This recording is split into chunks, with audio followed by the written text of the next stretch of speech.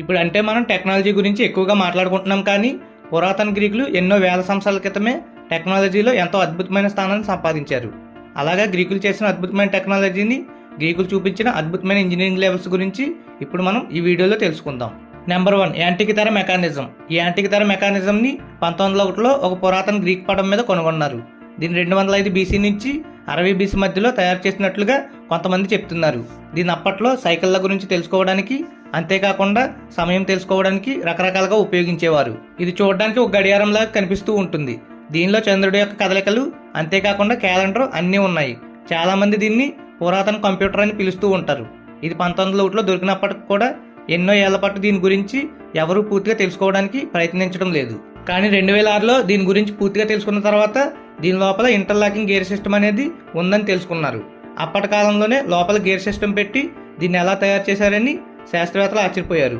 కానీ గ్రీకుల యొక్క engineering levels గురించి ఈ యాంటికితర మెకానిజం తెలిసేలా చేస్తుంది. నెంబర్ 2, డయాల్కోస్. నిజానికి పురాతన గ్రీకులకి చెందిన కొరింథ్ అనే ఒక ప్రాంతం పురాతన ప్రపంచానికి చెందిన ఒక పెద్ద వాణిజ్య కేంద్రంగా నిలుస్తుందని చాలామంది ఒక నమ్మకం. ఇక్కడ మనకి ఎన్నో రకాల పెద్ద పెద్ద నౌకలు ఒకేసారి వస్తుండేవని, అందుకోసం ఈ నౌకలన్నీ ఒకేసారి పోటీకి కనుక వచ్చినట్లయితే ట్రాఫిక్ అనేది చాలా ఎక్కువగా ఉంటుంది, కాబట్టి ఇలాంటి ఇరుకైన సందులు అనేవి నిర్మించారని చాలామంది నమ్మకం. ఈ చిన్న చిన్న రోడ్లను ఉపయోగించుకుని కొన్ని నౌకలు అడ్డదారిలో గ్రీక్ పెనిన్సులా చేరుకునేవని, అలాగా వాటి యొక్క ప్రయాణ ఆధారం తగ్గుతూ వచ్చేదని చాలామంది అభిప్రాయం.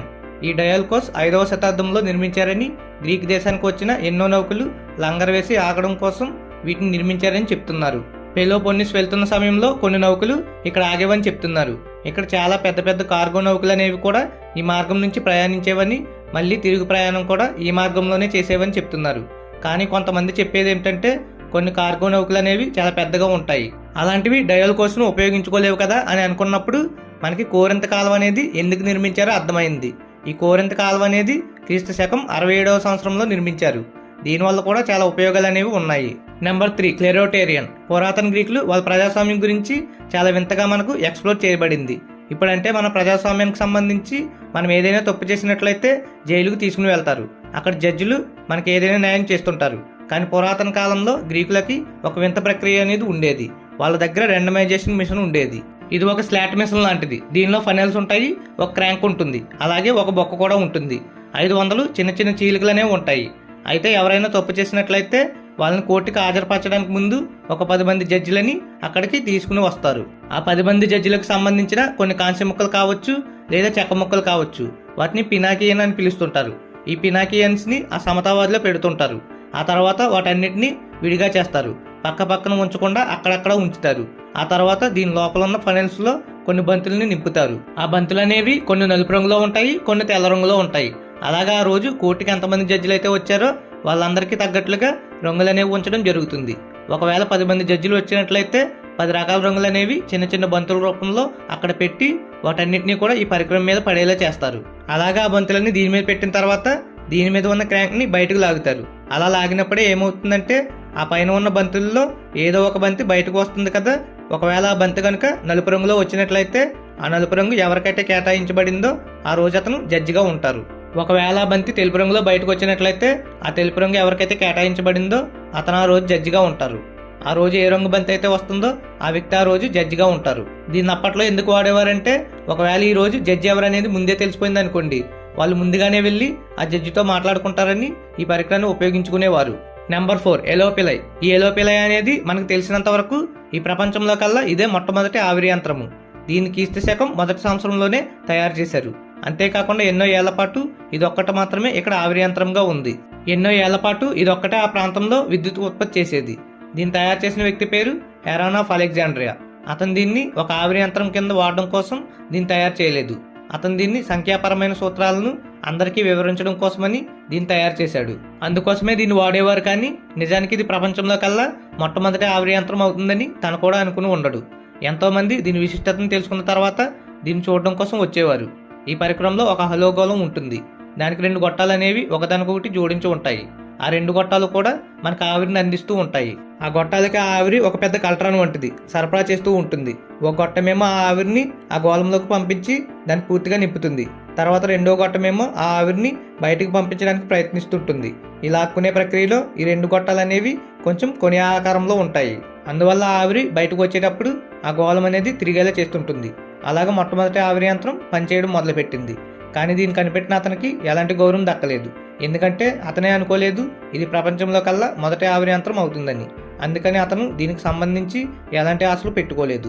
నెంబర్ 5 క్లా ఆఫ్ ఆర్కిమెడిస్. గ్రీకులు ఈ ప్రపంచంలో కల్లా మొట్టమొదటి క్రేన్ని క్రీస్తు శకం 500 సంవత్సరంలోనే తయారు చేశారు. ఇది చెక్కతో తయారు చేయబడింది. లిఫ్టింగ్ మరియు పొల్యూషన్ సిస్టమ్ ద్వారా తయారు చేశారు. ఇది చాలా పొడవుగా ఉంటుంది. ఎత్తైన భవనాల నుంచి దీన్ని ఆపరేట్ చేయాల్సి వచ్చేది.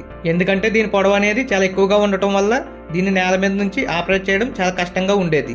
అయితే దీన్ని మొదటగా గ్రీకులు తయారు చేసినప్పటికీ ఆ తర్వాత దీని యొక్క టెక్నాలజీని రోమన్లు కొంచెం డెవలప్ చేసి దాన్ని యూరోప్ మొత్తం వ్యాప్తి చేశారు. నిజానికైతే గ్రీకులే ఈ ప్రపంచంలో కల్లా మొట్టమొదటి క్రేన్ తయారు చేసింది. గ్రీకులు కూడా తలుచుకున్నట్లయితే ఇళ్లలో వాడే చిన్న చిన్న క్రేన్స్ని కూడా తయారు చేయగలరు. ఇది ఆర్కిమెడిస్ క్లా ద్వారా నిరూపించబడింది. ఆర్కిమెడిస్ క్లా అనేది ఒక మిషన్ వంటిది. దీని సైరాక్యూస్ అనే ప్రాంతంలో ఆర్కిమెడిస్ అనే ఒక వ్యక్తి రోమన్ సామ్రాజ్యం మొదలవడానికి ముందే 2014 బీసీ కాలంలోనే దీన్ని నిర్మించాడు. అయితే చాలా మందికి దీని గురించి పూర్తిగా తెలియదు. కానీ ఇది చూడడానికి మాత్రం చాలా పెద్దదిగా కనిపిస్తుంది. ఇది ఎందుకు ఎక్కువగా ఉపయోగపడుతుందంటే శత్రువులు వీళ్ళ రాజ్యంలోకి రాకుండా చేయడం కోసం నౌకలు ఏవైతే ఉన్నాయో వాటన్నిటిని నీళ్ళలోకి ముంచేయడానికి ఇది ఎక్కువగా ఉపయోగపడుతుంది. దీనివల్ల మరొక ఉపయోగం కూడా ఉంది. ఒకవేళ ఈ రాజ్యానికి చెందిన నౌకలు ఏవైనా మునిగిపోతుంటే వాటిని పట్టుకుని పైకి లేపడానికి కూడా ఈ ఆర్కిమెడిస్ క్లా అనేది ఉపయోగపడేదట. ఇవి ఆ ఊరు గోడల మీద ఉండేదట. ఇది చాలా పెద్దదిగా ఉండేది.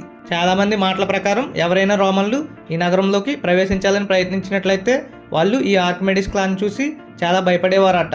ఎందుకంటే ఇవి ఎక్కడ వాళ్ళని ముంచేస్తాయో అని. అందువల్ల ఎన్నో ఏళ్ల పాటు రోమన్లు గ్రీక్ రాజ్యంలోకి రావడానికి భయపడేవారట. Number 6 tower of the winds. దీని దాదాపుగా క్రీస్తు శకం 50వ సంవత్సరంలో అథెన్స్లో నిర్మించారు. దీని పేరు టవర్ ఆఫ్ ద విండ్స్. ఇది ఈ ప్రపంచంలో కల్లా మొట్టమొదటి వాతావరణ కేంద్రంగా గుర్తించబడింది. అంతేకాకుండా ప్రపంచంలో కల్లా మొట్టమొదటి క్లాక్ టవర్ లాగా కూడా గుర్తించబడింది. పురాతన కాలంలో ఇది వాతావరణ సమాచారాన్ని చాలా సులభంగా చెప్పేదట. అంతేకాకుండా గాలి ఏ డైరెక్షన్లో వీస్తుంది అనేది కూడా అందరికీ తెలియజేసేది. ఈ టవర్ చుట్టూ 8 గోడలు ఉంటాయి. ఆ 8 గోడలు కూడా దిక్సూచి మీద ఉండే 8 పాయింట్లు చూపిస్తూ ఉంటాయి. దీని లోపల ఒక నీల గడియారం కూడా ఉండేది. అది ఆ రోజు ఉన్న వాతావరణాన్ని తెలియజేసేదట. ఇది చాలా తక్కువ ఎత్తులోనే ఉండేది. అయినా కూడా ఈ గోడ అద్భుతంగా పనిచేసేది. అక్కడ దగ్గరలో ఉండే ప్రజలందరూ దీన్ని టైం పీస్ అని పిలుస్తుండేవారట. ఇప్పటికి కూడా ఆ భవనం అక్కడే ఉంది. అసలు చెక్కు చెదరకుండా ఉంది. కొన్నేళ్ల పాటు ఇది చెదిరినా మళ్ళీ దీన్ని మామూలు స్థానంకి తీసుకొచ్చారు. దీన్ని ఇన్స్పిరేషన్గా తీసుకుని ఎంతోమంది ఇలాంటి భవనాలను కట్టారు కూడా.